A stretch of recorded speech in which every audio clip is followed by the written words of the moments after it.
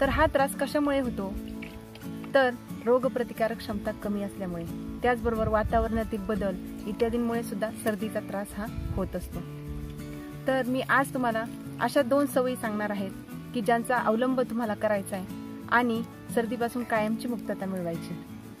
तर त्यातील पहिली सवय आहे ती झोपण्यापूर्वी 2 तास आधी पाणी पिणे। तुम्ही पाणी केव्हाही पित असाल, परंतु आजपासून तुम्हाला झोपण्याच्या आधी 2 तास पाणी प्यायचे।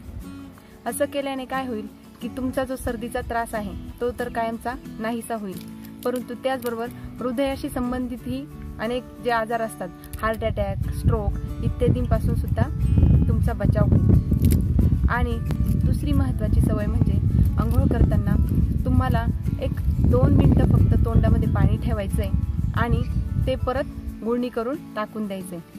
तर असं केल्यामुळे तुमचा जो काही घशातील खवखव इत्यादी जो काही त्रास असतो तर तो नाहीसा होणार आहे। तर मग या 2 सवयी बदला आणि सर्दीपासून कायमची मुक्तता मिळवा। व्हिडिओ आवडल्यास लाईक, शेअर आणि सबस्क्राईब करा।